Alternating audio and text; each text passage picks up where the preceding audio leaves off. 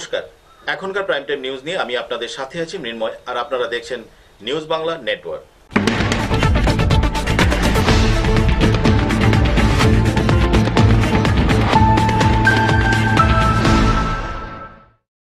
এখন খবর বিস্তারিত। প্রতি বছরের মতো এবছরও ধর্মনগর ও পানিসাগর মহকুমার বিভিন্ন এলাকায় ছট পূজা পালন করা হয়। ছট পূজা উপলক্ষে ধর্মনগরের রেল স্টেশন এলাকার বিভিন্ন জলাশয়ে ভিড় ছিল লক্ষণীয়। প্রতি বছরের মতো এবারও ছট পূজা উপলক্ষে উত্তর জেলার ধর্মনগর ও পানিসাগর মহকুমার বিভিন্ন এলাকায় উৎসব মুখর পরিবেশ বিরাজ করছে। এতে বাগানবস্তি অঞ্চলের সনাতনী জনগণকে একাকার হতে দেখা গেছে। ছট পূজা উপলক্ষে শুক্রবার বিকালে ধর্মনগর রেল স্টেশন এলাকার বিভিন্ন জলাশয়ের ঘাটে ভিড় ছিল চোখে পড়ার মতো। সূর্যের উপাসনার এই অনুপম লৌকিক উৎসবটি বর্তমান সময়ে এতদ অঞ্চলে ব্যাপক বিস্তার লাভ করলেও পূর্বে তা ভারতের বিহার, ঝাড়খণ্ড ও উত্তরপ্রদেশ, রাজস্থান সহ বিভিন্ন স্থানে প্রসিদ্ধ ছিল। বর্তমানে এই উৎসবটি দেশের প্রতিটি প্রান্তে মিলিত হয়। এই উপলক্ষে দেশের প্রধানমন্ত্রী সহ মুখ্যমন্ত্রী এক বার্তায় সবাইকে ছট পূজার প্রীতি ও শুভেচ্ছা জানিয়েছেন। ছট পূজা মূলত সূর্যদেব এবং ওনার বোন ষষ্ঠীকে নিয়েই পালিত হয়। সঙ্গে ওনার দুই পত্নী উষা ও প্রত্যুষাকে অর্ঘ্যদান করা হয়। এ পূজা নিয়ে বিভিন্ন গ্রন্থে বিভিন্নভাবে বর্ণনা করা হলেও পূজাটির মূল উৎস হচ্ছে সূর্যদেব। ভারতের অন্যান্য স্থানে এটি চৈত্র ও কার্তিক মাসের ষষ্ঠী তিথিতে বছরে দুবার পালন হলেও আমাদের এলাকার কালী পূজার পক্ষকাল পরেই বছরে একবার ছট পূজা অনুষ্ঠিত হয়ে আসছে। পারিবারিক সুখ সমৃদ্ধি তথা মনোবাঞ্ছা পূরণের জন্য এটি পালন করা হয়। যদিও ছট পূজায় কোনো মূর্তি উপাসনা করা হয় না, শুধুমাত্র ডুবন্ত ও উদিত সূর্যকে সামনে রেখে পূজা করা হয়। কিন্তু কোথাও কোথাও ঘাটের সন্নিকটে সূর্যদেব, ষষ্ঠী সহ উষা ও প্রত্যুষার প্রতিমূর্তি প্রতিষ্ঠা করতে দেখা যায়। এই পূজা পালনে আবার কঠিন নিয়মও রয়েছে।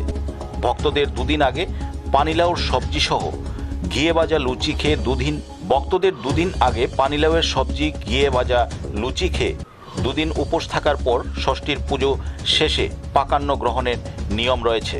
পূজায় কুলো ও ডালাতে নৈবেদ্য সাজিয়ে ফলমূল ইত্যাদি দেবীর নামে উৎসর্গীকৃত করা হয়। এই পূজায় পরম্পরাগত ঠেকুয়া প্রস্তুত করে নৈবেদ্য প্রদানের নিয়ম রয়েছে। আজ সূর্যাস্তের আগে ধর্মনগর রেল স্টেশন এলাকার জলাশয়ের প্রতিটি ঘাটকে পরিষ্কার পরিচ্ছন্ন করে সাজিয়ে তোলা হয় এবং ভক্তরা জলে দাঁড়িয়ে সূর্যদেবকে প্রণাম করেন। আগামীকাল প্রত্যুষের ফের অনুরূপভাবে পূজা নিবেদনের পর ছট পূজার পরিসমাপ্তি ঘটবে। পূজাতে যাতে কোথাও কোনো অপ্রীতিকর ঘটনা না ঘটে সে ব্যাপারে পুলিশ প্রশাসনকে তৎপর থাকতে দেখা গেছে। আগে তো আমরা বাবারা করতো, এখন বর্তমানে তারা বদলে আমরা করতেছি। রেল স্টেশন এলাকা, হ্যাঁ, রেল স্টেশন এলাকার মধ্যে আছে প্রতিদিনের এখানে ছট পূজা হয়। ছট পূজা কদিন যাবত হয়? ছট পূজা যাবত 3 দিন ধরে হয়। এই প্রথম দিন চাঁদের পূজা হয়, এরপর দিন সূর্য ডুবার, এবার সূর্য উদয়ের এটার পূজা হয়। এবং এই পূজাটা কোন কোন জায়গা থেকে মানুষ আসে? এটা আপনার ধর্মনগর থেকে বিকাশ ভট্টাচার্যের রিপোর্ট, নিউজ বাংলা।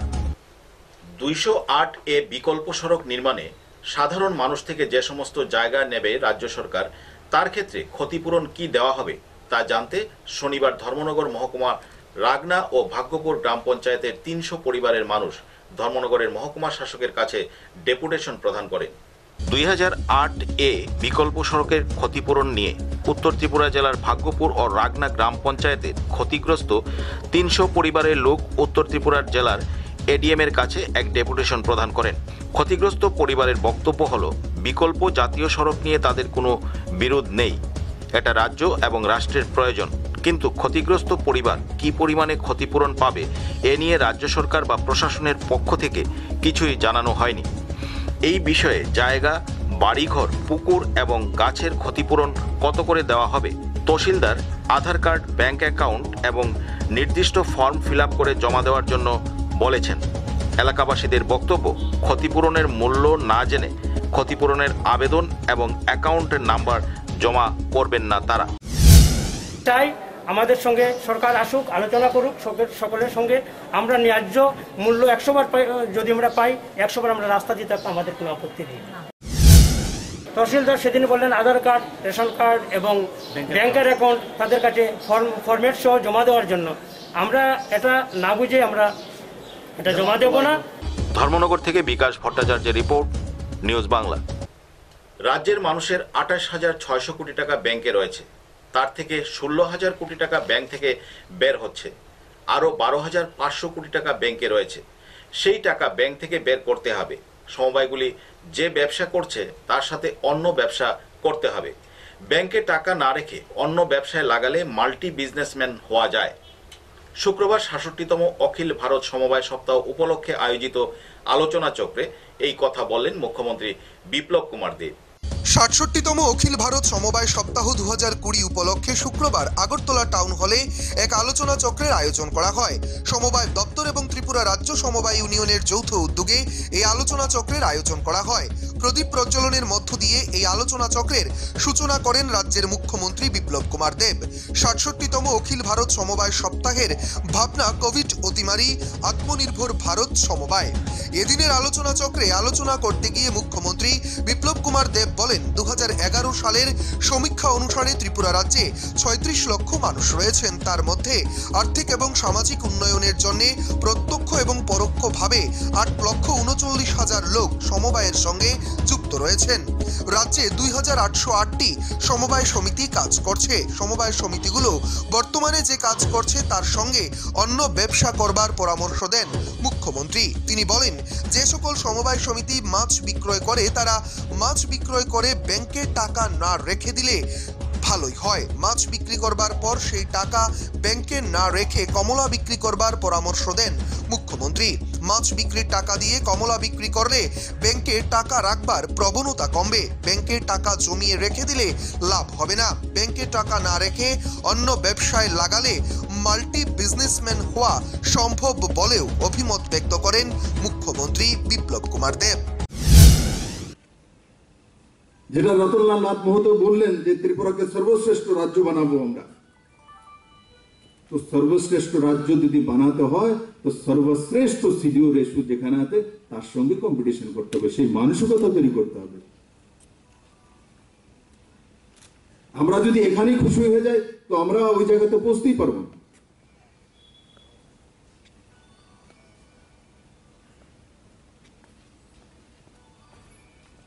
আমি ওই কার্যক্রমে এটাও বলেছিলাম যে সমবায় সমিতিগুলো যে যাই করছে তার সঙ্গে মাল্টিপল বিজনেস করা। মৎস্য সমবায় সমিতি আছে, মাছ ধরা, মাছ বিক্রি করা, ব্যাংকে টাকা রেখে দেওয়া। এটাই যদি শেষ কথা হয় তাহলে এই সমবায় সমিতি কোনোদিনও বড় সমবায় সমিতি হতে পারে, সাকসেসফুল হতে পারেন। তার জন্য আমি বলেছিলাম যে মাছ বিক্রি করার পর যে টাকা আসছে সেটা নিয়ে কমলা বিক্রি করো, ট্রেডিং করো। মাছ বিক্রি করার পর যদি 10,000 টাকা এসছে, সেই 10,000 টাকা ব্যাংকে না রেখে সেই 10,000 টাকা দিয়ে যদি কমলার সিজন আছে, সেখানে কিল্লাতে কমলা রয়েছে, সেখান থেকে কমলা উঠিয়ে তাকে প্রসেসিং করে নিন, তাকে আলাদা আলাদা করে নিন, এটা বড়, এটা ছোট, এটা মাঝারি, অতটা প্রসেসিং করে প্যাকেটিং করে যদি আগরতলার বাজারে এনে বিক্রি করি তো আপনি সেই 10,000 টাকা যে আমি রোজগার করেছিলাম মাছ বিক্রি করে তার মধ্যে কমসে কম 1,000 টাকা হলো অ্যাড। টাকা ব্যাংকে না রাখা, যতটা সম্ভব বের করে মার্কেটে লাগান। আপনি 1 বছর যাবত ফিক্সে রেখে দিলেন, কত পাবেন পার্সেন্টেজ? কারেন্ট অ্যাকাউন্টে রাখলে তো তার মধ্যে উল্টো পয়সা দিতে হয়। মুখ্যমন্ত্রী বলেন, রাজ্যের মানুষের 28,600 কোটি টাকা ব্যাংকে রয়েছে আর তার থেকে 16,000 কোটি টাকা ব্যাংক থেকে বের হচ্ছে। আরও 12,500 কোটি টাকা ব্যাংকে রয়েছে, সেই টাকা ব্যাংক থেকে বের করতে হবে। রাজ্যের বাজেট প্রায় 20,000 টাকা। রাজ্যের মানুষের ক্রয় ক্ষমতা আগের থেকে বৃদ্ধি পেয়েছে। আগে ব্যাংকে টাকা বের করবার প্রবণতা ছিল 30%, বর্তমানে তা বেড়ে হয়েছে 50%। এতে বোঝা যায় মানুষের ক্রয় ক্ষমতা বাড়ছে, মানুষ বিনিয়োগ করছে। পুরনো ধারায় চলা বন্ধ হচ্ছে রাজ্যে, কারণ পুরনো ধারা দিয়ে চলা বিপ্লব দেবের অভ্যাস নয়। পুরনো ধারায় যদি ত্রিপুরা দাঁড়াতো তাহলে আগেই ত্রিপুরা দাঁড়িয়ে যেত। 25 বছরে ত্রিপুরা দাঁড়ায়নি। ইনফ্রাস্ট্রাকচার, শিক্ষা সহ সব দিক থেকে উন্নয়ন করে মাত্র 3 বছরের মধ্যে মডেল ত্রিপুরা করবার পরিকল্পনা গ্রহণ করা হয়েছে। সেই দিশাতেই কাজ চলছে বলেও অভিমত ব্যক্ত করেন মুখ্যমন্ত্রী বিপ্লব কুমার দেব। রাজ্যের সমবায়কে আন্তর্জাতিক বাজারের সঙ্গে প্রতিযোগিতা করতে হবে, মানসিকতা থাকতে হবে। কুইন আনারস সহ বিভিন্ন সামগ্রী দিয়ে তৈরি প্রোডাক্ট বেস্ট প্রোডাক্ট করে তুলতে হবে, তাহলে প্রতিযোগিতায় অংশ নেওয়া সম্ভব হবে। আর প্রোডাক্ট যদি ভালো না হয় তাহলে বদনাম হবে, আর এতে সেই প্রোডাক্ট প্রতিযোগিতায় শামিল হতে। বর্তমানে প্রোডাক্ট বাজারজাত করতে শোরুম বানাতে হয় না, শুধু প্যাকেটিং ভালো হতে হবে, প্রোডাক্ট বেস্ট হলেই মানুষ ক্রয় করবে। আর এটাই ভোকাল ফর লোকাল যুবকদের মধ্যে সাড়া পড়েছে বলেও জানান মুখ্যমন্ত্রী। অনুষ্ঠানে মুখ্যমন্ত্রী বিপ্লব কুমার দেব ছাড়াও উপস্থিত ছিলেন রাজ্যের মৎস্য দপ্তরের মন্ত্রী এনসি দেববর্মা এবং ত্রিপুরা মার্কফেডের চেয়ারম্যান তথা বিধায়ক কৃষ্ণদন দাস সহ অন্যান্যরা। আগরতলা থেকে নিজস্ব প্রতিনিধির রিপোর্ট, নিউজ বাংলা। বিয়ের 6 মাসের মাথায় বিবাহিতা স্ত্রী এবং এক কন্যাকে রেখে নিখোঁজ স্বামী। ঘটনা বিলুনিয়ার রাঙ্গামুড়া এলাকার। প্রায় 3 বছর অতিক্রান্ত হয়ে যাওয়ার পর স্বামীর বিরুদ্ধে প্রতারণার অভিযোগ এনে শাস্তি চাইছেন স্ত্রী শুক্লা দে। 2017 সালে অমিত মাঝি নামে এক ব্যক্তি বিয়ে করে শুক্লা দে নামে এক মহিলাকে। বাড়ি বিলুনিয়া রাঙ্গামুড়া এলাকায়। বিয়ের 6 মাস পরেই নিজের স্ত্রীকে ছেড়ে চলে যায় অমিত মাঝি, আর তার দেখা পাওয়া যায়নি। অমিত মাঝির একটি ছোট্ট কন্যা সন্তান রয়েছে। পুলিশে এফআইআর করা হয়েছিল, মহিলা কমিশনেও জানানো হয়েছে, সেখানেও সেই রকম কোনো সাহায্য পাওয়া যায়নি বলে জানান অসহায় স্ত্রী শুক্লা দে। শুক্রবার আগরতলা এসে মুখ্যমন্ত্রীর সঙ্গে দেখা করতে চাইছিলেন তিনি, কিন্তু মুখ্যমন্ত্রীর সঙ্গে দেখা করতে গেলে যে প্রটোকল রয়েছে সেই প্রটোকল না মেনে তো দেখা করা যাবে না। তাই পরবর্তী সময়ে বাধ্য হয়ে সাংবাদিকদের মুখোমুখি হয়ে বিস্তারিতভাবে ঘটনা সম্পর্কে জানান স্ত্রী শুক্লা দে। তিনি জানান স্বামী অমিত মাঝি 22,000 টাকা নেন শ্বশুর বাড়ি থেকে। এই টাকা দেন শুক্লার পিতা। স্বামী 2.5 বছর ধরে নিখোঁজ বলে জানান স্ত্রী। শিশুটির 6 মাসের সময় স্ত্রীকে বাপের বাড়ি পাঠিয়ে দেয় স্বামী। মুহুরীপুর থেকে বাপের বাড়ি আসে শুক্লা। এরপর কয়েকদিন বাদেই শ্বশুর বাড়িতে ফিরে জানতে পারে স্বামী নিরুদ্দেশ। এই ঘটনায় স্বামীর বিরুদ্ধে প্রতারণার অভিযোগ এনে শাস্তি চাইছেন স্ত্রী শুক্লা দে। এদিকে শ্বশুর শাশুড়িকে ছেলের বিষয়ে জিজ্ঞেস করলে তারা এড়িয়ে যান। স্থানীয় জনপ্রতিনিধিদের এই বিষয়টি অবগত করিয়েছেন বলে জানিয়েছেন স্ত্রী শুক্লা দে। আমার নাম শুক্লা দে, গ্রাম রাঙ্গামুড়া, বাবার নাম বরেতে, বিয়ে দিয়েছি মুহুরীপুর। হাজব্যান্ডের নাম অমিত মাঝি, শ্বশুরের নাম রাখাল মাঝি। এ আজকে 2.5 বছর নিখোঁজ। এর একটা বাচ্চা আছে 2 বছর আছে। বাচ্চা 6 মাসের সময় আমার কইছে বাচ্চাটা অন্নপ্রাশন করবো, এই কথা বইয়া 22,000 টাকা লোন দিয়েছে। লোন লইয়া কই গেছে আমি যাই না। আমার বাচ্চারা আসলে আমি গেছিলাম বেড়াইতাম, আইয়া শুনি বাড়িতে নেই। বাবা আমার তারাই দিচ্ছে মারতে। তো আপনি এখন কি চাইতেছেন? আমি এর প্রতিবাদ চাই। আপনি থানাতে এফআইআর করছিলেন? বাইকগুলো থানাতে করছি, মহিলা কমিশনে করছি। আচ্ছা, কি কইছে ওইখান থেকে? তারা তো কোনো আমার কোনো কিছু কইছে না। আচ্ছা, মানে আপনি যোগাযোগ রাখছেন নি? হেরা লোক যোগাযোগ করে তারা বলতেছে হেরা কাছে তাহলে হেরা কো তোমার একলা বিচার না, আর অন্যরা তো আছে, ওরা দিকে দেখতে হবে, তোমার একলা দিকে দেখতে হবে। আপনার বাড়িতে মানে পুলিশে গিয়া তদন্ত করছেনি বিষয়টা নিয়ে? না না, আমার বাড়িতে পুলিশে আপনি জানাইছেন? হেরা বাড়ি গেছে, পান্না দিকে গেছে, হেরা মা বাবার কি কইছে না আমি জানি না। মানে আপনার হাজবেন্ডের মা বাবা আসেনি? কি কয় তারা? তারা ছেলের কথা জিজ্ঞেস করে তারা কথা জানে না। আপনার মা বাবা আছে? আপনার মা বাবা? আমার মা বাবা কি করে বলতে আমি মেয়ে লয়ে কি করব। আগরতলা থেকে নিজস্ব প্রতিনিধির রিপোর্ট, নিউজ বাংলা। রাজ্যে লকডাউনের পর আলু ও পেঁয়াজের দাম মূল্য বৃদ্ধি পেয়েছে। বাজারগুলিকে নিয়ন্ত্রণ করার জন্য এনফোর্সমেন্ট টিম গঠন করা হয়েছে। প্রতিনিয়ত বাজারগুলিতে তারা অভিযান চালাচ্ছে। সহসাই বাজারে দ্রব্যমূল্য নিয়ন্ত্রণে চলে আসবে। নিজের প্রতিক্রিয়া ব্যক্ত করতে এই কথাগুলি বললেন খাদ্য দপ্তরের মন্ত্রী মনোজ কান্তি দেব। রাজ্যের বিভিন্ন বাজারগুলোতে আলু, পেঁয়াজ, শাক সবজি সহ অন্যান্য সামগ্রীর অস্বাভাবিক মূল্য বৃদ্ধি ঘটেছে। একটা সময় পেঁয়াজের মূল্য সাধারণ মানুষের ধরা ছোঁয়ার বাইরে চলে যায়।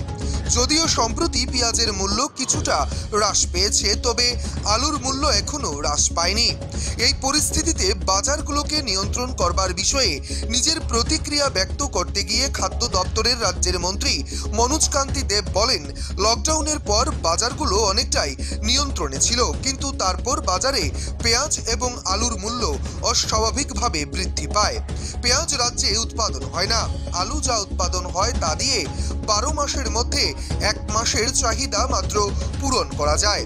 আলু, পেঁয়াজ দুটোই বহিরাজ্য থেকে আমদানি করতে হয়।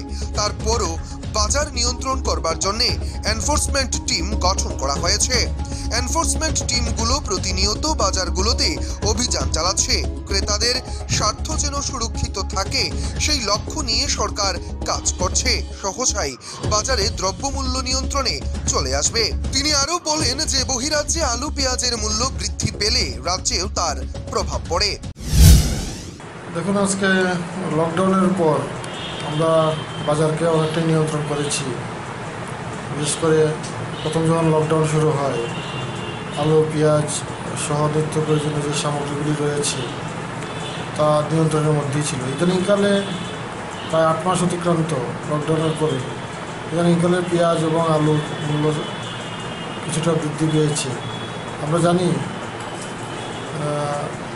যে পেঁয়াজ ত্রিপুরা রাজ্যে উৎপাদন হয় না, আলু ত্রিপুরা রাজ্যে যা উৎপাদন হয় তা 12 মাসের মধ্যে 1 মাসের আলুও কাভার করে না। তো আলুটা বহিরাজ্য থেকে আনতে হয়, পেঁয়াজটাও বহিরাজ্য থেকে আনতে হয়। তারপরেও বাজার নিয়ন্ত্রণ করার জন্য আমরা এনফোর্সমেন্ট টিম বানিয়েছি। ফুড অ্যান্ড সিভিল সাপ্লাইজ দপ্তর, লিগ্যাল মেট্রোলজি দপ্তর এবং সদর মহকুমা শাসক যৌথভাবে প্রতিনিয়ত বাজার অভিযান করছে। আমি নিজেও বাজারে কয়েকবার অভিযান করেছি। অসাধু ব্যবসায়ীদের বিরুদ্ধে অভিযান অব্যাহত রয়েছে এবং কোনো অবস্থাতেই যাতে ক্রেতাদের স্বার্থ বিঘ্নিত না হয়, সুরক্ষিত থাকে, সেই লক্ষ্য নিয়ে সরকার কাজ করছে। এবং ফুড অ্যান্ড সিভিল সাপ্লাইজ দপ্তর মানুষকে আশ্বস্ত করতে চায় যে অচিরেই বাজারে দ্রব্যমূল্য নিয়ন্ত্রণ হবে। আমরা পেঁয়াজ অ্যাভেলেবল এবং আলু অ্যাভেলেবল হলে বহিরাজ্যে এগুলির মূল্য বৃদ্ধি পেলে ত্রিপুরাজ্যে তার প্রভাব পড়ে এবং আমি আশা করি খুব সহজেই সেটা নিয়ন্ত্রিত হবে। রাজধানী থেকে নিজস্ব প্রতিনিধির রিপোর্ট, নিউজ বাংলা। গাঁজা গাছ ধ্বংস করতে গিয়ে পুলিশের 2টি গাড়ি ভাঙচুর করল একদল যুবক। ঘটনা মধুপুর থানাধীন কোয়াডেপা এলাকায়। এই ঘটনায় 2 যুবককে আটক করেছে পুলিশ। রাজ্যে নজিরবিহীনভাবে রাজ্যের মধুপুর থানার 2টি গাড়ি ভাঙচুর, আটক 2 জন। মধুপুর থানাধীন কোয়াডেপা এলাকায় গাঁজা অভিযানে যায় মধুপুর থানার বড়বাবু সহ পুলিশ বাহিনী এবং টিএসআর বাহিনী। দীর্ঘক্ষণ গাঁজা অভিযান চালিয়ে কিছু গাছ ধ্বংস করবার পর এলাকার 14 থেকে 15 জন যুবক থানার 2টি গাড়ির উপর হামলা চালায় এবং গাড়ি 2টি ভাঙচুর করে। গাড়ি দুটোর নম্বর হলো TR04B0430 এবং TR01B0887। ঘটনাস্থল থেকে 2 জন যুবককে আটক করেছে মধুপুর থানার পুলিশ। তাদের জিজ্ঞাসাবাদ করছে থানার পুলিশ। যুবক 2 জন হলো শুভঙ্কর দেবনাথ, পিতা হরিশঙ্কর দেবনাথ এবং পাপন দাস, পিতা মনোরঞ্জন দাস। মধুপুর থেকে নিজস্ব প্রতিনিধির রিপোর্ট, নিউজ বাংলা। 7 দফা দাবি আদায়ের লক্ষ্যে শুক্রবার রাজধানীতে বিক্ষোভ মিছিল সংগঠিত করল ত্রিপুরা ক্ষেতমজুর ইউনিয়ন রাজ্য পরিষদ। এই মিছিলের নেতৃত্বে ছিলেন বিধায়ক ভানুলাল সাহা।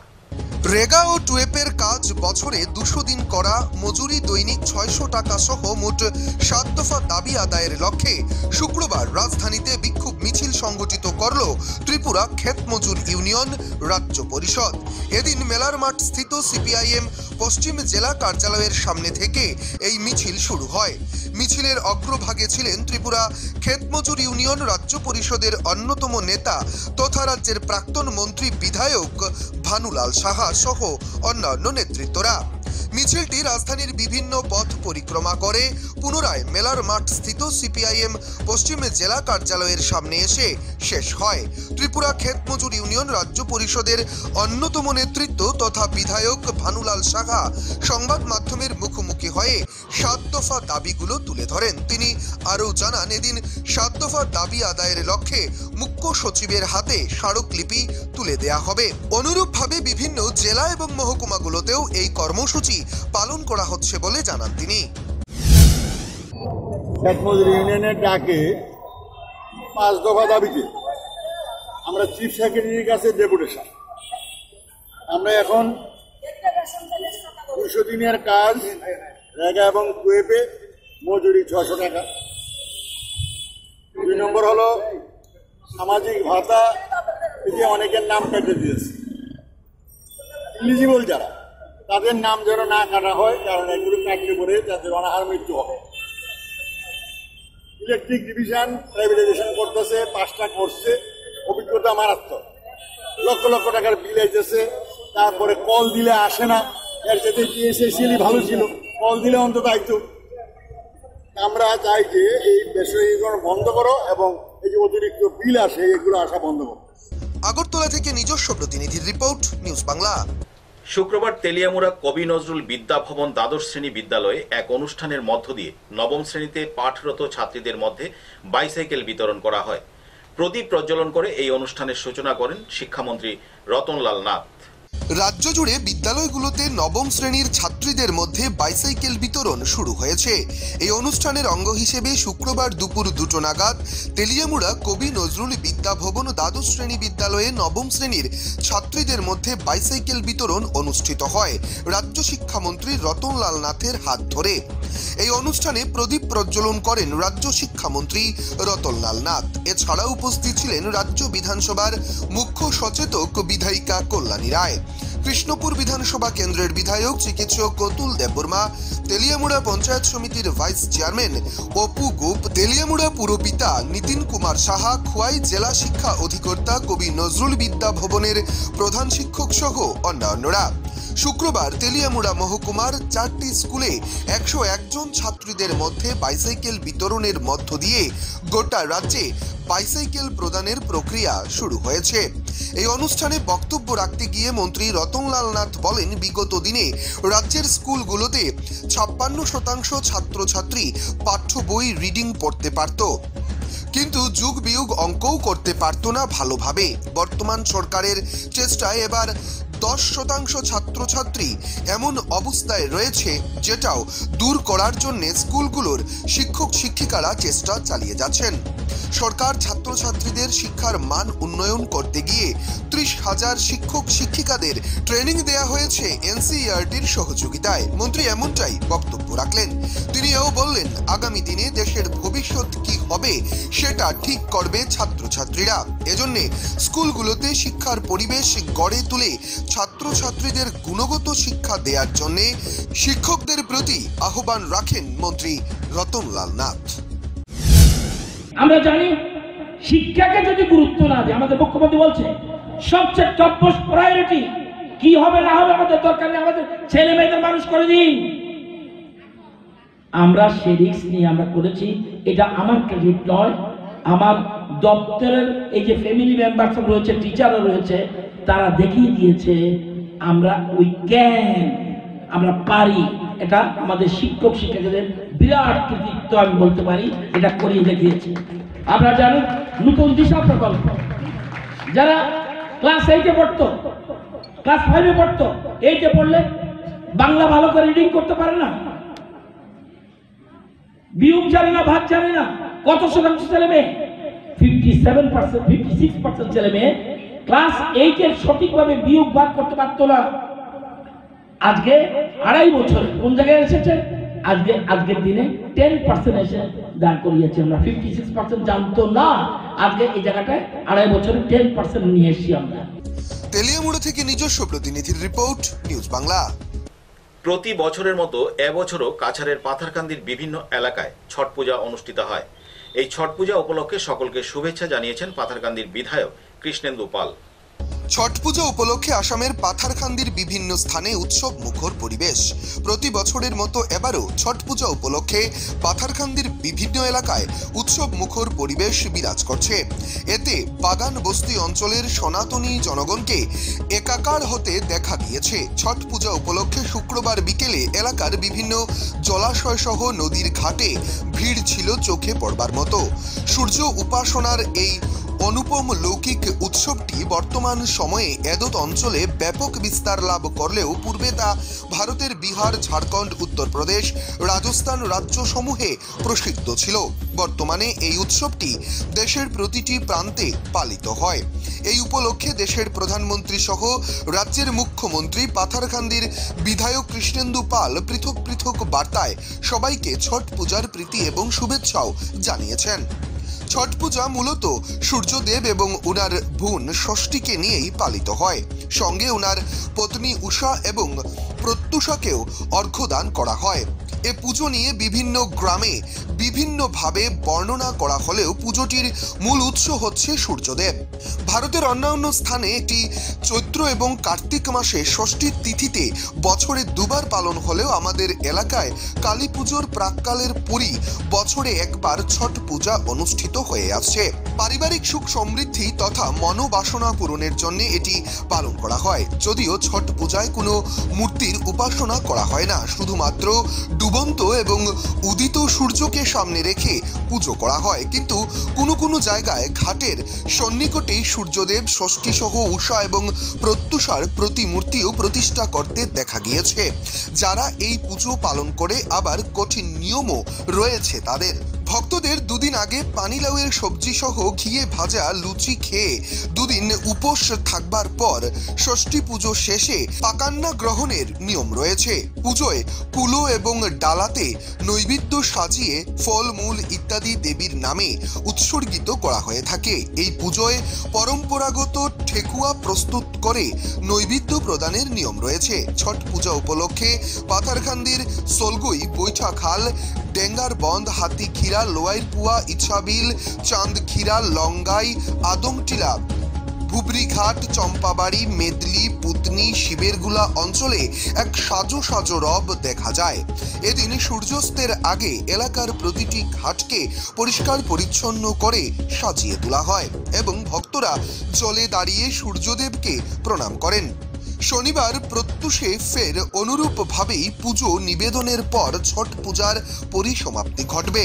পুজোতে যাহাতে কোনো অপ্রীতিকর ঘটনা না ঘটে সে ব্যাপারে পাথারকান্দি পুলিশ এবং বাজারিছড়া পুলিশকে তৎপর থাকতেও দেখা গিয়েছে। ছট পূজা হলো এটা একটা আমাদের পবিত্র একটা ধর্মীয় পবিত্র উৎসব।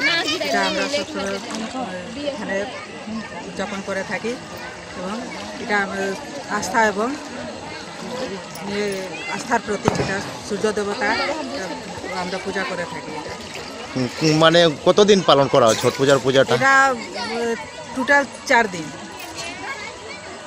টোটাল 4 দিন এটা পালন করা হয়। প্রথম দিন আজকে সন্ধ্যার সময় অর্ঘ্য দেওয়া হবে এবং কালকে আবার সূর্য উদয়ের সাথে পরে এটা আবার অর্ঘ্য দেওয়া হবে সূর্য উদয়ের সাথে।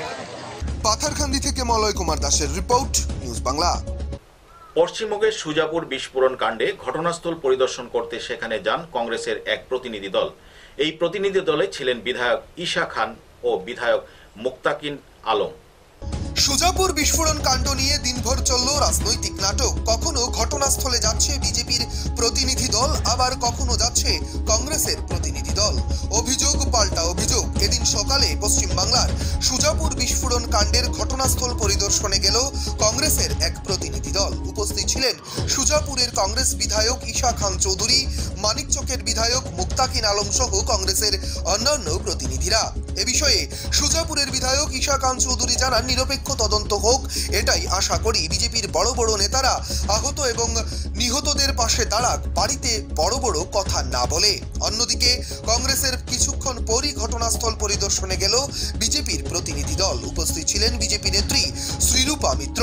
পরে তিনি সাংবাদিকদের মুখোমুখি হয়ে জানান, পশ্চিমবঙ্গের মানুষ ভয় এবং ভীত সন্ত্রস্ত। সন্ত্রাসের রাজত্ব চলছে গোটা পশ্চিমবাংলায়। পশ্চিমবঙ্গের পুলিশ নিরপেক্ষ তদন্ত করতে চাইলেও করতে পারবে না, কারণ তাদের উপরে রাজনৈতিক চাপ আসবে। সুজাপুর বিস্ফোরণ কাণ্ড নিয়ে আজ দিনভর এইভাবেই চলল গোটা পশ্চিম বাংলার রাজনীতি। পশ্চিমবঙ্গ জুড়ে চলছে আতঙ্ক এবং ভয়ের পরিবেশ। মালদা মুর্শিদাবাদেও সেটা কায়েম আছে এবং আমরা অত্যন্ত আশঙ্কাগ্রস্ত এই জায়গাতে এরকম ঘটনা ঘটলো কেন।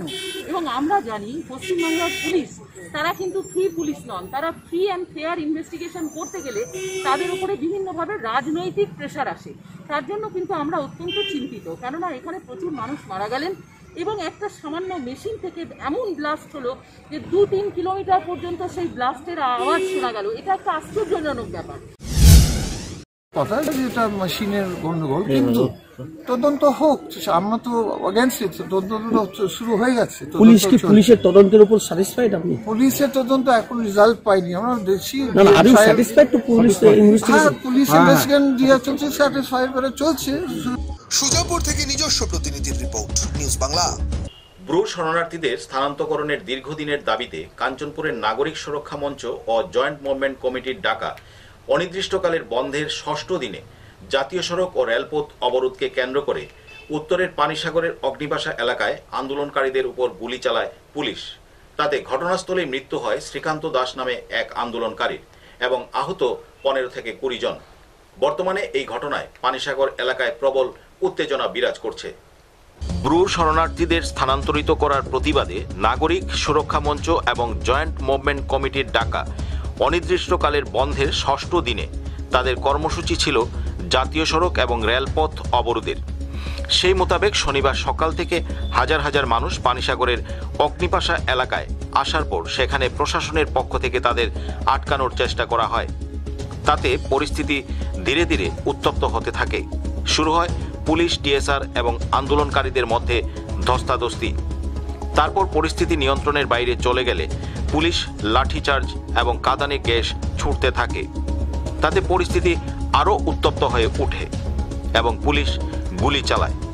পুলিশের গুলিতে ঘটনাস্থলে মৃত্যু হয় এক আন্দোলনকারী, আহত হয় 15 থেকে 20 জন আন্দোলনকারী। তাদের মধ্যে বেশ কয়েকজনের শরীরে গুলি লাগে। জানা যায় মৃত ওই ব্যক্তির নাম শ্রীকান্ত দাস, বয়স আনুমানিক 40 বছর, বাড়ি কাঞ্চনপুরের দশদায়। এই ঘটনায় ফায়ার সার্ভিসের এক কর্মী সহ আরও 3 জন পুলিশ কর্মী আহত হওয়ার খবর পাওয়া গেছে। বর্তমানে আহতদের ধর্মনগর জেলা হাসপাতালে চিকিৎসা চলছে।